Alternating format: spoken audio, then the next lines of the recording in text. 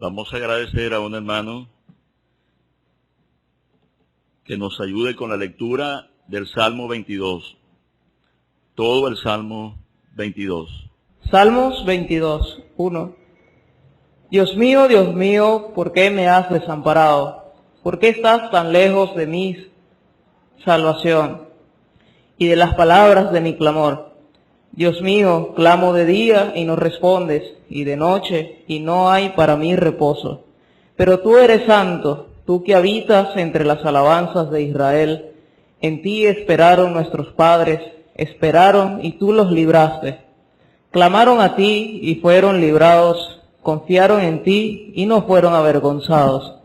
Mas yo soy gusano y no hombre, oprobio de los hombres y despreciado del pueblo. Todos los que me ven me escarnecen, estiran la boca, menean la cabeza, diciendo: se encomendó a Jehová, líbrele él, sálvele, puesto que en él se complacía. Pero tú eres el que me sacó del vientre, el que me hizo estar confiado desde que estaba a los pechos de mi madre.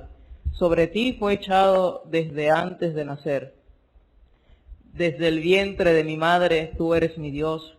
No te alejes de mí, porque la angustia está cerca, porque no hay quien ayude. Me han rodeado muchos toros, fuertes toros de Basán me han cercado. Abrieron sobre mí su boca, como león rapaz y rugiente. He sido derramado como aguas, y todos mis huesos se descoyuntaron. Mi corazón fue como cera, derritiéndose en medio de mis entrañas. Como un tiesto se secó mi vigor, y mi lengua se pegó a mi paladar. Y me has puesto en el polvo de la muerte. Porque perros me han rodeado, me han cercado cuadrilla de malignos. Horadaron mis manos y mis pies.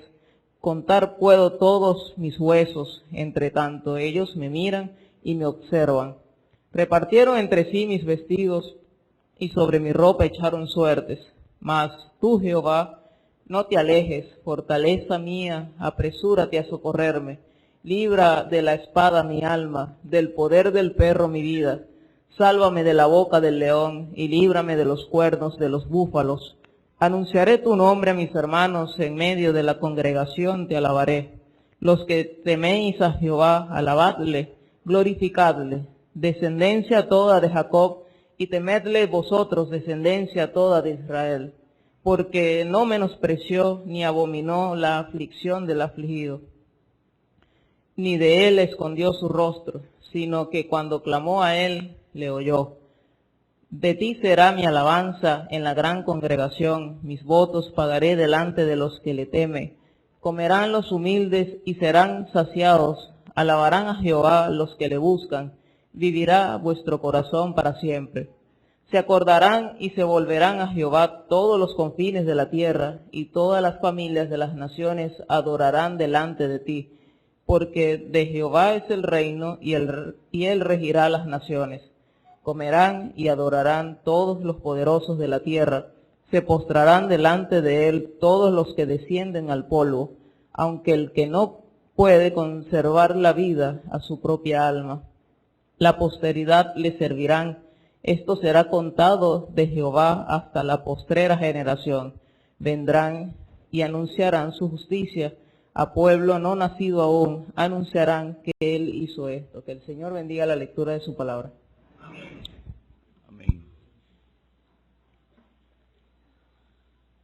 Bueno, este es uno de los salmos más preciosos que encontramos como salmos mesiánicos. Pero invito a nuestros hermanos a ubicarnos al pie de la cruz. Este es el Salmo de la cruz. Y esas 6 horas están divididas en 2 partes. Las primeras 3 horas había sol, pero las últimas 3 horas había tinieblas. Esta podría ser una de las formas de dividir el Salmo. En este caso, primero había luz y después tinieblas, físicamente, pero en el sentido del sufrimiento, de como aparece el título, vamos a hablar de eso posteriormente, pero la primera parte del Salmo se podría considerar como las tinieblas, desde el versículo 1 al 21, y la última parte como la victoria o el gozo de la victoria, dicen algunos. Ahora, el título de este salmo es un grito de angustia y un cántico de alabanza al músico principal sobre Ajelesahar. Y este salmo lo escribió David. Ese título, Ajelesahar, hemos aprendido que es sierva de la mañana. Siempre me he preguntado, algunos expositores dicen siervo, pero estoy convencido que lo más cercano realmente es para decir sierva, y esta tal vez sea la figura de una sierva que tiene sus cachorros y ha salido en busca de alimento. Y en esa búsqueda fue asaltada por sus enemigos. Y pasa toda esa noche huyendo de sus enemigos. Llega el momento cuando no tiene escapatoria. Solamente había un lugar por donde podía escapar, pero no era fácil. Y el Salmo entonces, por eso comienza, Dios mío, ¿por qué me has desamparado? Algunos piensan que este Salmo termina con la palabra consumado es. Bueno, así fue que terminó la angustia de nuestro Señor Jesucristo en la cruz. A gran voz, Él dijo, consumado es. Esto lo podemos considerar a la luz del Evangelio escrito por Marcos. Ahora, hermanos, ahí en este salmo, un lenguaje que el salmista usa, y algunos piensan, bueno, eso está relacionado con los sufrimientos del salmista, tal vez en algún momento sí, pero nunca ningún ser humano podría haber llegado a estas condiciones. Hay más bien como una contradicción, podríamos decir, si fuera sola la parte del hombre, porque por lo menos en el Salmo 37, versículo 25, dice, no he visto justo desamparado, ni su simiente que mendigue pan. ¿Y quién es el que está en la cruz? Es el justo. Y probablemente las dos palabras de mayor trascendencia en este salmo sean estas dos palabras. ¿Por qué? ¿Por qué? Y uno comienza en el versículo 1, ¿por qué? Y otra vez, ¿por qué? Y ante esta interrogante no hubo respuesta. De modo que si estamos ubicados al pie de la cruz, es para que contemplemos a Cristo, a nuestro precioso Salvador. Y allí nosotros vamos a considerar cómo fue el escape, porque el apóstol Pablo, cuando escribe a los Corintios, él dice que si los hombres, los sabios, o la sabiduría del mundo hubiese comprendido lo que significaba la muerte del Salvador, lo habrían impedido, pero esa sabiduría no les llevó a conocer eso. La muerte del Señor Jesucristo fue la derrota para todos sus enemigos. De modo que la cruz fue el escape. Este fue el sitio por donde esta sierva de la mañana, o sea, como si fuera por esa cumbre, pudiera haber escapado. La muerte de nuestro Señor Jesucristo. ¿Por qué estás tan lejos de mi salvación y de las palabras de mi clamor? Y esto nos hace pensar, hermano, cuán lejos estábamos. Cuán lejos. Aquel hombre en el templo que era acusado por las palabras hipócritas de la oración de aquel fariseo, estaba tan lejos que él dijo: Dios, sé propicio a mi pecador. Cuán lejos estábamos nosotros, hermanos. Pero Él nos ha hecho cercanos por la obra de la cruz. A los que no éramos pueblo, de los dos pueblos, Él hizo una nueva creación. Hizo un hombre, una referencia a la iglesia. De modo, hermanos, que hay aquí en este salmo lecciones preciosas a nuestros hermanos. En mi caso, gracias al Señor, estoy rodeado de hombres que pueden ayudarnos en este salmo. No así la soledad del Señor Jesucristo, desamparado. Pero entonces, Él habla de esas horas intensas. Uno pudiera pensar la cruz: Dios mío, clamo de día y no respondes, y de noche y no hay para mí reposo. La tortura de la cruz es algo indecible. Yo no tengo la capacidad para describir cómo sería un cuerpo clavado por sus manos al madero de la cruz y sus pies, y el cuerpo en esas condiciones no se le permitía la facilidad para respirar, para encontrar el aliento.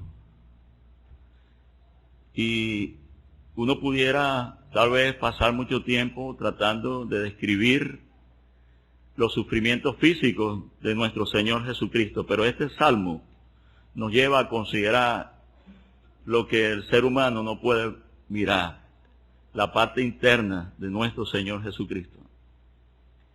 Hay quienes han llevado a la pantalla grande, a la pantalla chica, al cine, han llevado todo lo que a ellos se les ha ocurrido pensar y lo que encontramos en la Biblia acerca de los sufrimientos físicos de nuestro Señor Jesucristo. Pero aquí el Espíritu Santo, guiando a David en su carácter de profeta, anticipadamente nos lleva a considerar toda la parte interna del sufrimiento de nuestro Señor Jesucristo. De modo, hermanos, que cuando nosotros finalicemos este salmo, si este salmo termina con consumado es, pudiéramos entonces pensar en el grito de aquel que David presentó como que Isaías presentó como el Emmanuel, el Dios con nosotros. Y nos acordamos de Abraham y de Isaac caminando a aquel monte que Dios le había mostrado para que sacrificara a su hijo, los dos juntos.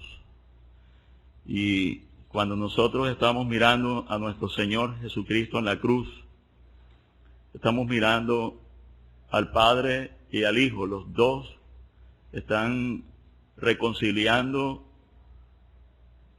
la rotura que ocurrió allí en el Edén. El primer Adán nos vendió al pecado. El postrer Adán nos compró con su muerte en la cruz. De modo, hermano, que vamos a pasar a considerar lo que el Señor Jesucristo expresa en relación a ese sufrimiento interno. Y en medio de todo ese sufrimiento, reconocer que este Dios que le había desamparado habita entre las alabanzas de Israel. No se olvida que los antiguos, en ti esperaron nuestros padres, versículo 4. Ellos clamaron y fueron librados. Confiaron y no fueron avergonzados, pero no así el Señor. Él está sufriendo el rechazo, el desamparo. Yo creo, hermanos, que no hay un sufrimiento más terrible en el ser humano cuando él se siente totalmente desamparado.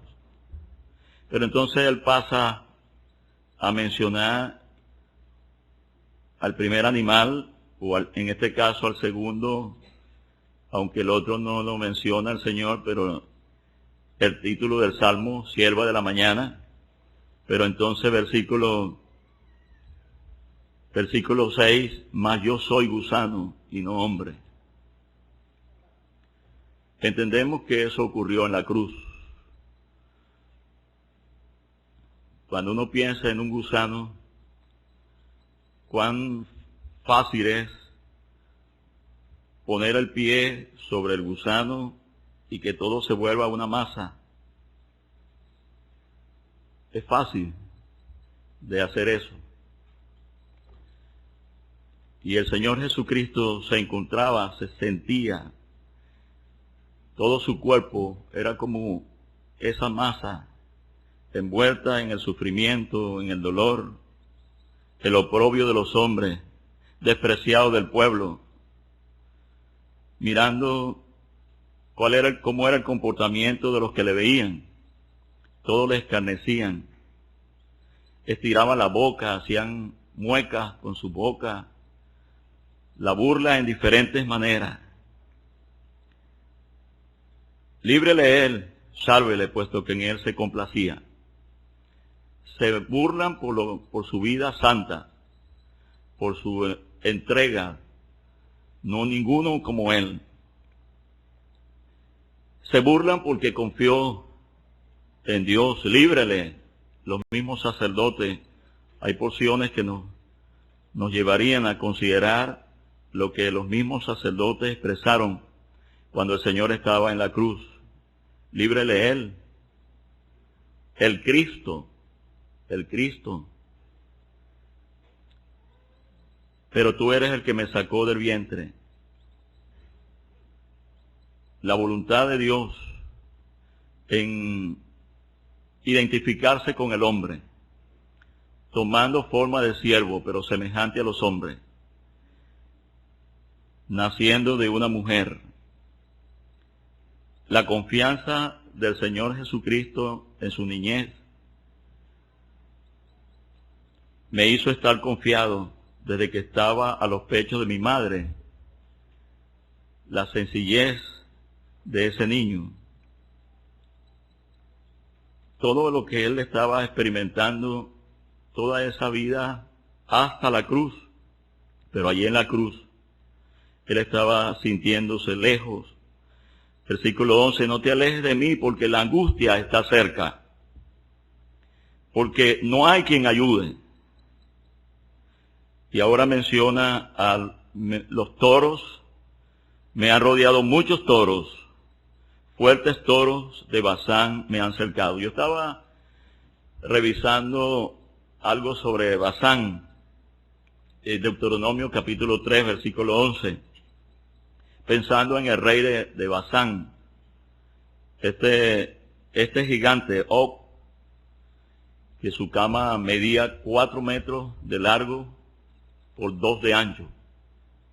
Era un gigante, uno de los gigantes que atemorizaban al pueblo. Se convirtió en un gran rey, el rey de Basán. No sé si la expresión del salmista era para mencionar lo grande de esos toros. Algunos piensan que era una zona fértil donde los toros se desarrollaban mucho. Eran gordos y eran como para considerar hasta dónde había llegado la corrupción de los que estaban a la cabeza de la nación de Israel, engordados como toros engordados y rugiendo contra el Señor Jesucristo. Pero entonces él habla, eran muchos toros. Abrieron sobre mí su boca como león rapaz y rugiente. Aquí está el otro animal, el león. Este león que con toda su furia se levantó para dañar, para vituperar a nuestro Señor Jesucristo. Una figura de la crueldad de Satanás con toda su saña. Versículo 16, perros me han rodeado. Comprendemos que es una referencia a los gentiles, los que tenían a cargo la ejecución, eran gentiles. Los evangelios nos muestran que el centurión y los que estaban allí, cuando el Señor Jesucristo exclamó, Elí, Elí, lama sabatani, y aquella palabra de triunfo, consumado es, él dijo verdaderamente, este hombre era hijo de Dios. Pero al principio, los perros rodeándole. Y algo que se cernía sobre el Señor Jesucristo, la espada libra de la espada mi alma. Y esto nos hace pensar en la ira de Dios. Dios tenía que castigar al Señor Jesucristo por nuestros pecados. ¿Por qué me has desamparado? Cada salvado en esta mañana fue por mí. Vení y contemplemos a Cristo, sufriendo por ti y por mí, pero fue por mí. Bueno, hermano, creo que he hablado mucho y tal vez he dicho poco, pero hay otros hermanos aquí que nos pueden ayudar, hay otros detalles que vamos a considerar relacionados con la alabanza a partir del versículo 22 hasta el final. Podríamos mirarlo como el gozo de la victoria del crucificado. De ahí en adelante, pero vamos a considerar, vamos a escuchar a nuestros hermanos que pueden ayudarnos para que podamos considerar cómo fue la muerte, cómo fueron esas 6 horas de dolor, de angustia de nuestro bendito Salvador.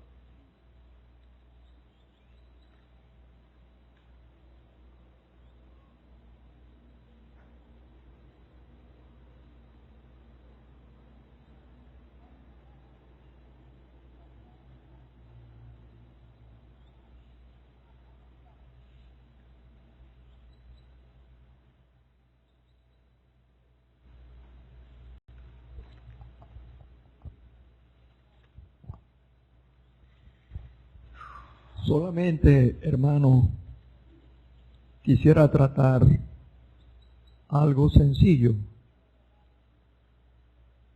en relación con esta primera parte del Salmo, porque ya hemos oído que se divide en 2 secciones, del 1 al 21, son los sufrimientos del Señor, la aflicción.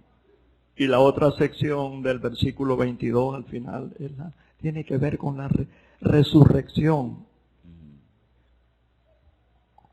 Pero quisiera solamente ocuparme brevemente de los versículos 9 y 10. Hay un pero. Pero. Esa es una conjunción adversativa que introduce como un paréntesis en medio de la primera parte, que es aflictiva. Pero lo que él dice tiene que ver con su encarnación. Aquel verbo fue hecho carne. Tú eres el que me sacó del vientre. Aquel verbo fue hecho carne. y vimos su gloria, gloria como del unigénito del Padre, lleno de gracia y de verdad. Y asociarlo con este otro párrafo, no voy a extenderme mucho. Primera de Timoteo,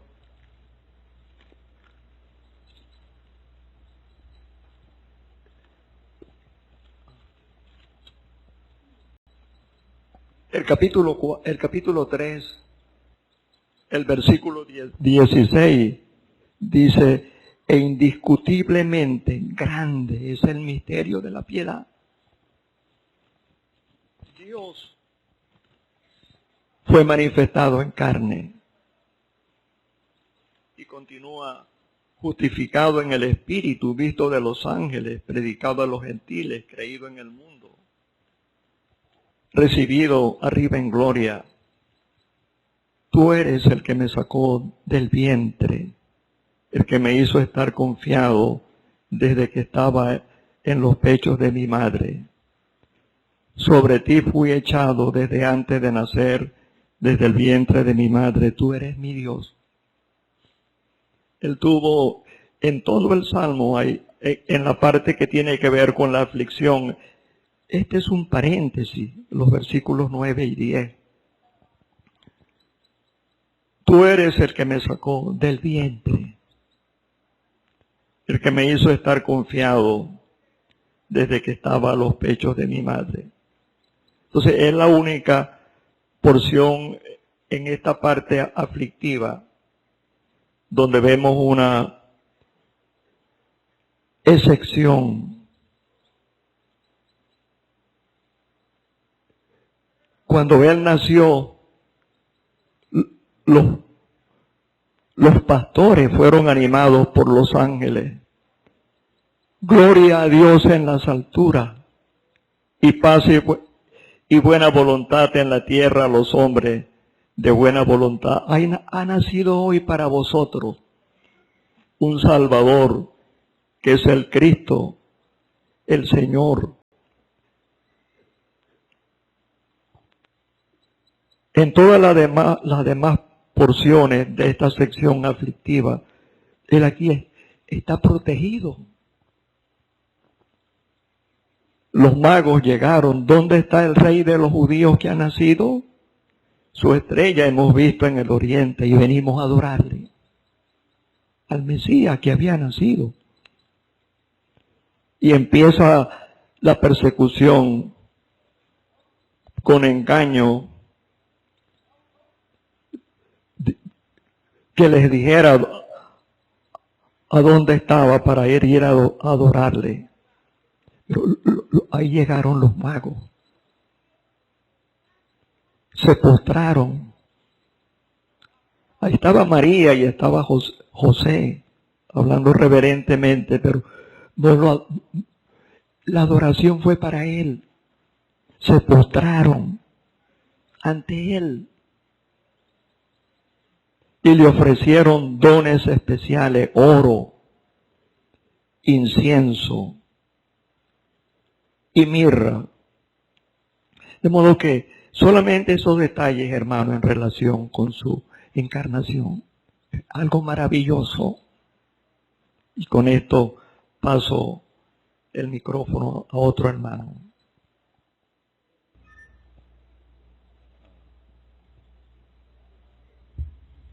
Pensaba al leer este salmo de nuevo, nunca nos cansamos de leerlo, siempre tiene una frescura, pero pensaba que al leerlo estamos haciendo, es un paralelo a lo que los israelitas hacían la noche de la Pascua.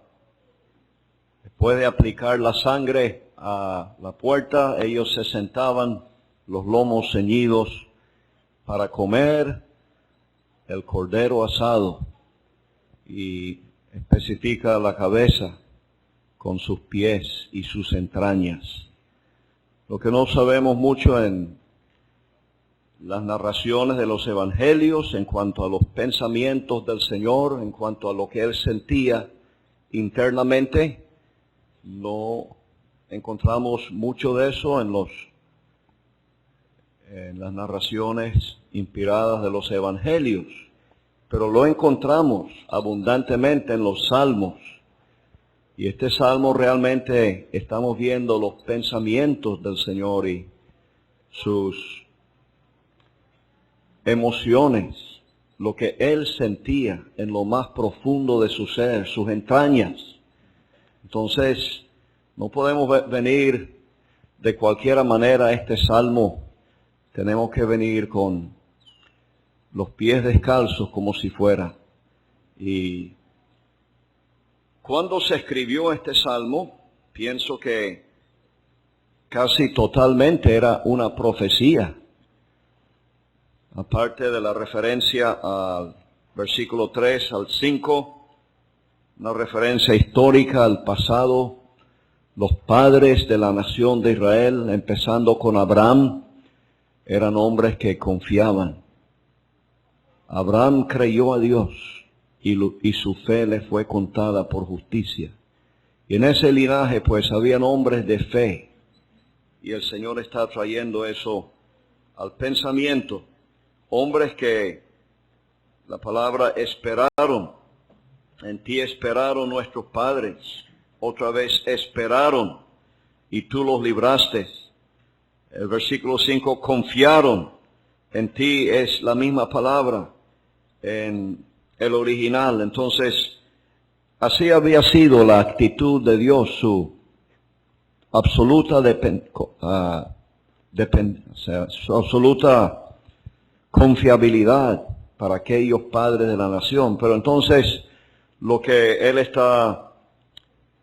salmista nos presenta a partir del versículo 1 hasta el versículo 21, es profecía ya cumplida en los sufrimientos, la muerte del Señor y su resurrección de entre los muertos, porque nos lleva hasta ser librado. En el versículo 20, Él fue librado por medio de la misma muerte, Él fue librado, pero resucitó al tercer día. Y la segunda parte del Salmo, como bien lo hemos oído, una parte distinta, pero es profecía mayormente no cumplida. Sí, yo creo que hay un cumplimiento, a lo menos cuando nosotros nos reunimos, como lo vamos a hacer ahora a las 10 de la mañana en la voluntad del Señor. Hay un cumplimiento parcial de esa profecía, pero esto va más allá. Incluye todas las naciones, la gran congregación, resultado de los sufrimientos y la muerte de Cristo en la cruz. Ahora, lo que me ha llamado la atención es que no es el orden de los eventos lo que se nos presenta aquí en la primera parte del Salmo. Sabemos que las palabras del versículo 1 fueron expresadas cerca de la hora novena. Faltaban pocos momentos para el Señor decir, Padre, en tus manos encomiendo mi espíritu. Él también dijo después de esta palabra, tengo sed, y dijo también, consumado es. Pero cerca de la hora novena. Mientras que, como hemos oído, el versículo 8 o versículo 9, tú eres el que me sacó del vientre, vuelve atrás al momento de su encarnación, ese asombroso momento cuando Él fue concebido en el vientre de María por la obra del Espíritu Santo, y nos hace referencia 2 veces a su madre, en el vientre de su madre, y a los pechos de su madre. El Señor está volviendo atrás en su pensamiento. En la misma cruz, entiendo, Él va a ese momento cuando tomó humanidad perfecta y cómo vivió esa vida de absoluta y perfecta dependencia de Dios para todo, así como un niño a los pechos de su madre depende de ese alimento. Él estaba dependiendo del Señor, de su Dios, en todo momento. Entonces, otros detalles de la crucifixión ya hemos oído, y el momento cuando es clavado en la cruz, versículo 16, horadaron mis manos y mis pies, y los soldados repartiendo sus vestidos. Todo esto nos lleva a preguntar, ¿por qué el orden? ¿Por qué primero viene ese clamor? Dios mío, ¿por qué me has desamparado? Y bueno, los hermanos quizás podrán ayudarnos en esto. Solamente sugiero, hermanos, que el Espíritu Santo quiere aquí dirigir nuestra atención a el asunto central de los sufrimientos de Cristo, lo que realmente obtuvo para nosotros la redención del pecado y sus consecuencias, fue lo que el Señor experimentó, que le llevó a decir estas palabras: Dios mío, ¿por qué me has desamparado?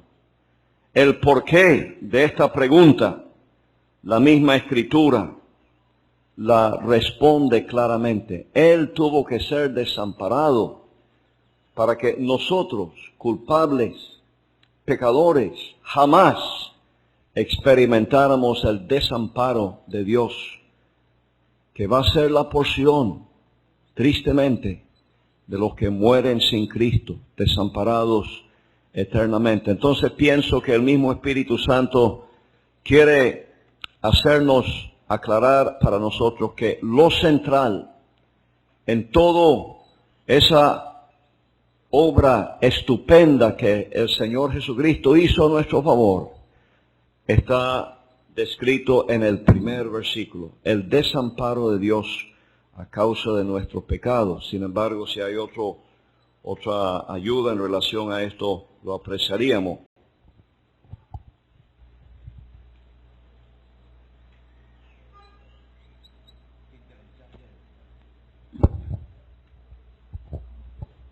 Verdaderamente este salmo hemos oído ya de nuestro hermano Nehemías acerca de los versículos 1 al 21,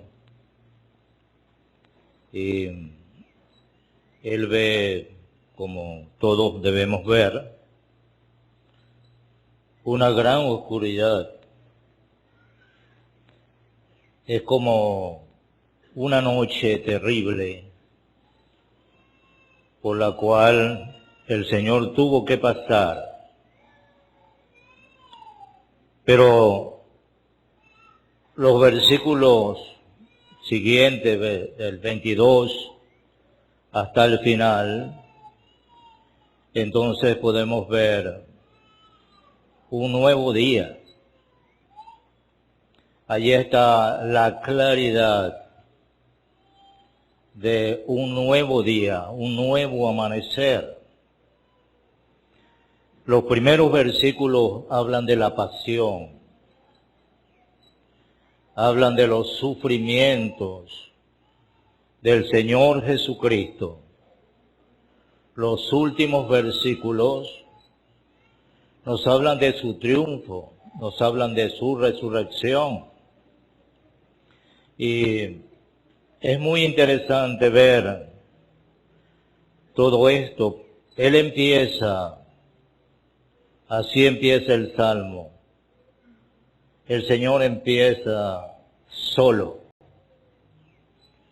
Dios mío, ¿por qué me has desamparado? Empieza totalmente solo. En este salmo uno puede notar dos clamores, uno al empezar y el otro al terminar el versículo 21.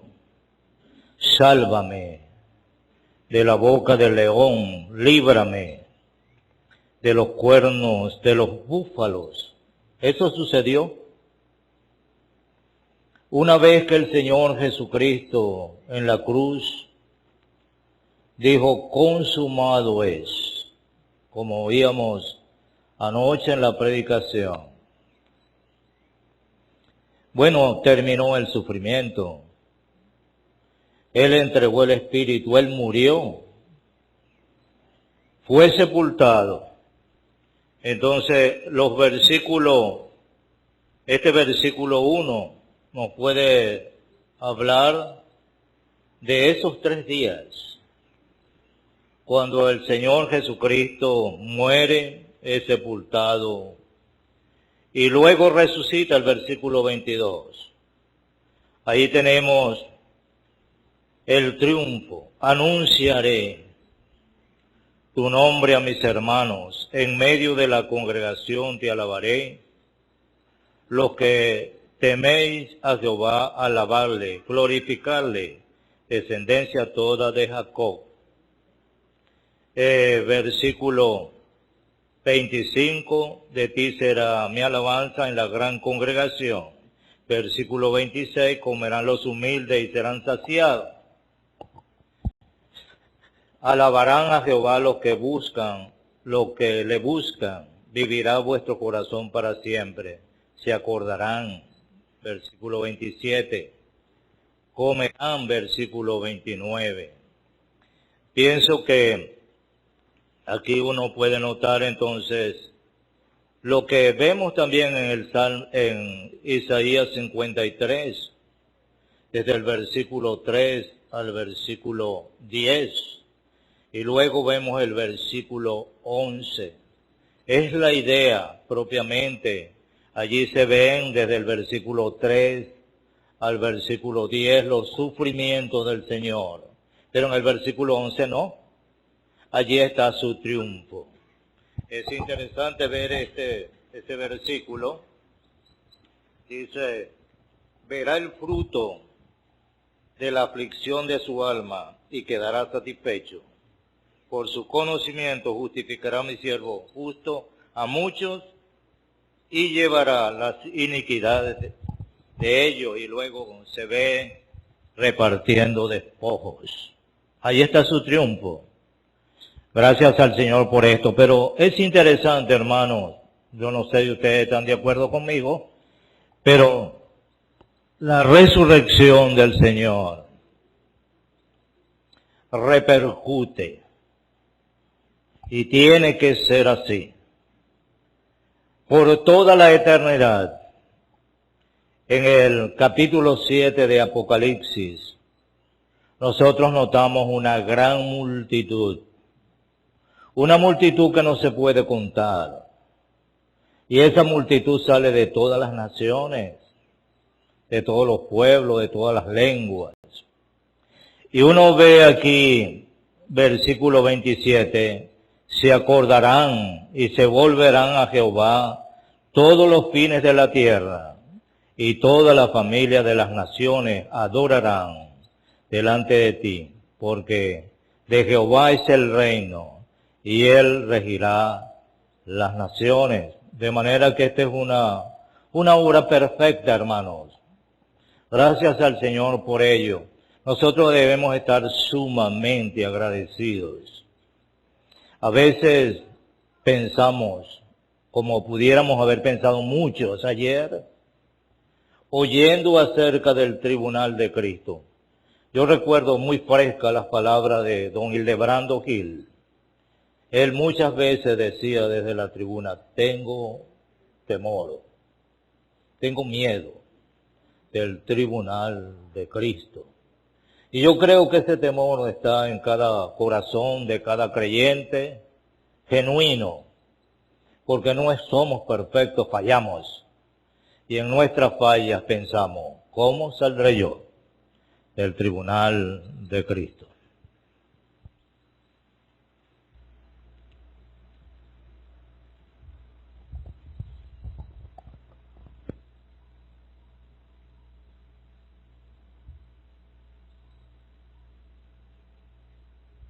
Por las nuevas generaciones que visiten la conferencia, tenemos ante todo una representación de jóvenes que se suman a la iglesia pensando en este salmo, que ha sido siempre un lugar donde se consulta sobre qué fue lo que pasó.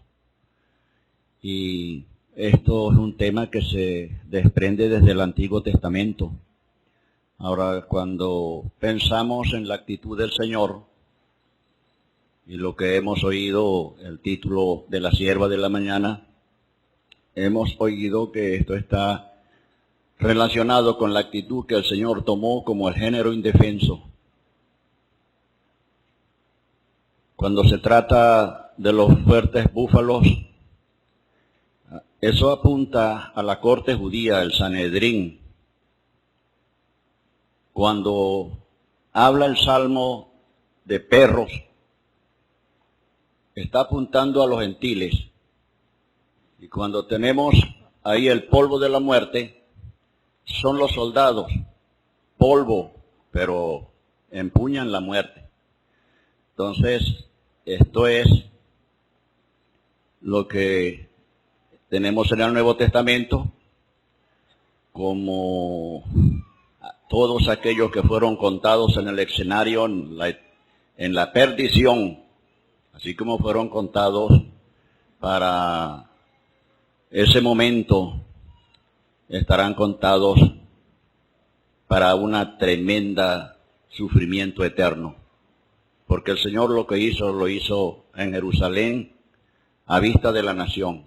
Juzgaron a un inocente, a un santo, al único hombre que puso sus pies en la tierra y fue perfecto. Entonces, el Salmo empieza con una exclamación y termina con un triunfo. Lo que va a hacer la iglesia en esta mañana es exactamente lo que el Señor encomendó cuando estableció la cena del Señor. Anunciar la muerte del Señor. La muerte del Señor anunciáis. ¿Qué dice? El Salmo termina diciendo, porque alguien se pregunta, ¿por qué el Señor murió? ¿Cómo fue a la cruz? Él fue a la cruz. Y hay tres entregas que encontramos en la palabra del Señor. Él dio su cuerpo a los heridores. Eso lo dice Isaías. Entregó toda su vida al servicio como el siervo perfecto hasta llegar a la muerte y muerte de cruz. Lo que le quedaba ya era el espíritu y lo entregó al Padre. Entonces, en esta mañana, hemos oído muchos mensajes, mucha enseñanza, pero en esta mañana en la cena del Señor, todos vamos a anunciar que Él hizo esto. Quien llevó a cabo todo fue Él. Se cumplió lo que Él tenía en planes y los planes del Padre que puso con Él. Entonces, vamos a estar en la cena del Señor y vamos a dar, como la iglesia, el mensaje más solemne, como un contraste. Vamos a decir que Él es la vida y vamos a anunciar que Él murió, pero que también resucitó, como hemos oído, venció la muerte y alcanzó el triunfo eterno desde la cruz.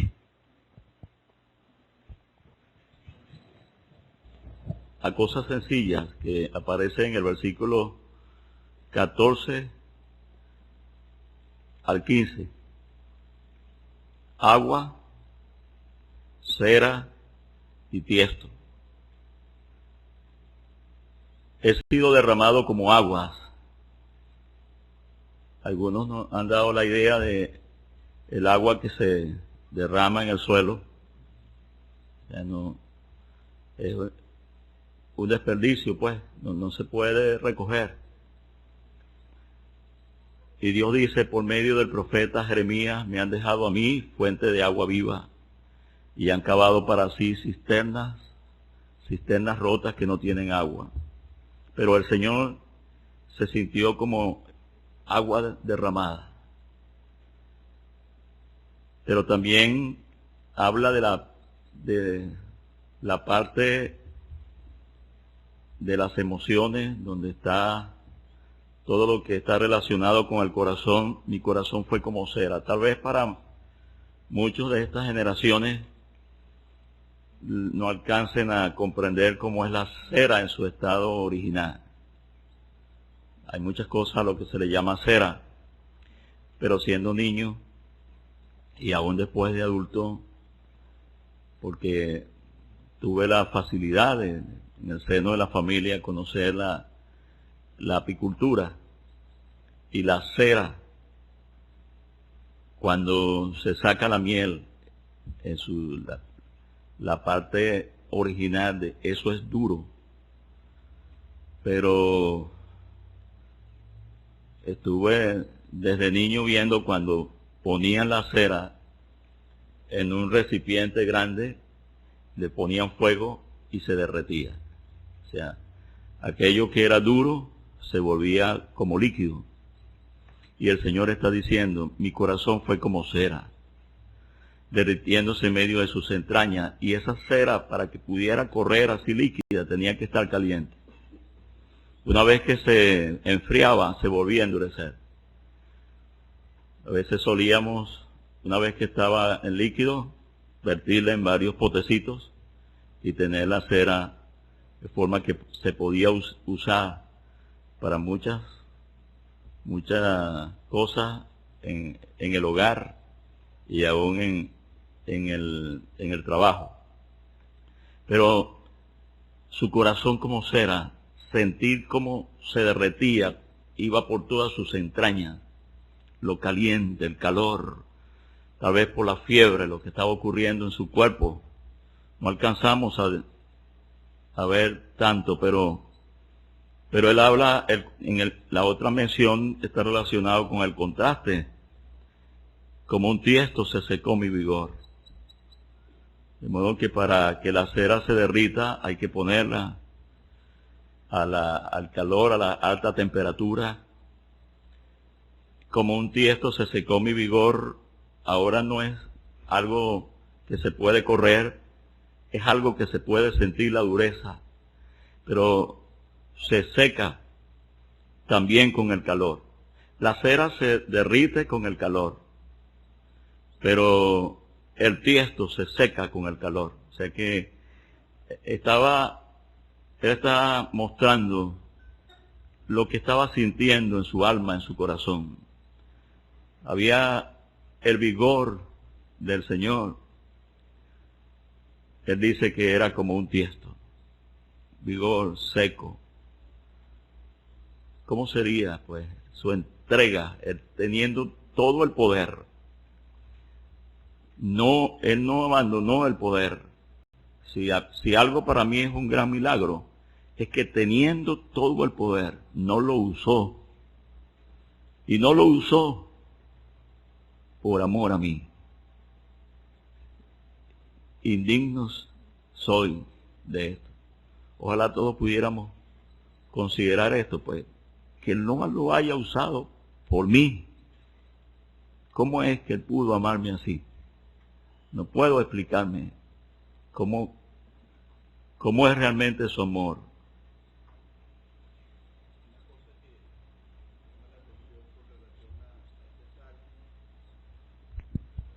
Hay varias cosas. Primero, este salmo nos ayuda a amar más la Biblia, porque demuestra la exactitud con la que se cumplieron las palabras que están acá escritas. Y así es la Biblia, la palabra de Dios, todo lo que en ella está escrito tiene cumplimiento y nos hace amarla más y confiar más en ella. La otra cosa es el cumplimiento en sí de lo que aquí está escrito. Es sorprendente porque aquellos que meneaban la cabeza, que estiraban la boca, que hablaban y escarnecían al Señor, ellos no sabían que estaban dándole cumplimiento a lo que había sido escrito un poquito más de 1000 años, porque entre el momento en el que se escribió y el momento en el que se cumplió lo escrito, hay un poquito más de 1000 años. Y aquellos que horadaron sus manos, sus pies, Ellos no sabían que estaban dando cumplimiento a esto. Los que repartieron sus ropas y echaron su vestido y echaron suerte sobre su ropa, ellos no sabían. Pero estaban dando cumplimiento a eso. Pero lo que más me sorprende o me impresiona es que el Señor sí sabía todos los detalles de la cruz. De un bautismo tengo que ser bautizado y cómo me angustia hasta que se cumpla. Él dijo también, todo lo que está escrito de mí tiene cumplimiento. Y varias veces en los evangelios se muestra la angustia del Señor. Y la angustia es ese estado emocional que está relacionado con lo que a uno le va a pasar, con lo que viene por delante. Algunas veces uno sabe lo que le va a pasar. Por ejemplo, la persona que tiene una enfermedad progresiva, terminal, algunas veces uno no sabe. Pero lo cierto es que uno no ha pasado todavía por allí. Entonces, esa angustia del Señor consistía en que Él sí sabía todo lo que le iba a acontecer. Que iban a horadar sus manos, que sus huesos se iban a descoyuntar, que literalmente su lengua se iba a pegar a su paladar. Todos esos detalles, que la gente lo iba a escupir, se iban a burlar de él. Pero él sabía, va a llegar un momento en que yo voy a ser desamparado por Dios. Y por eso llama la atención, hermano, él nunca dio marcha atrás. Puso su rostro como un pedernal y marchó a la cruz. Él sabía exacta y perfectamente, pero no lo había vivido todavía, no lo había experimentado. No había pasado por allí y esa era la razón de su angustia. Pero gracias a Dios que por el gozo puesto delante de él, padeció la cruz. Ahí estamos metidos nosotros, hermanos, por salvarme a mí. Eso es muy grande. Pero por eso y por obedecer al Padre. Creo que esas son las dos razones fundamentales. El hecho de él querer hacer la voluntad del Padre. Y en esa voluntad estaba el propósito de nuestra salvación.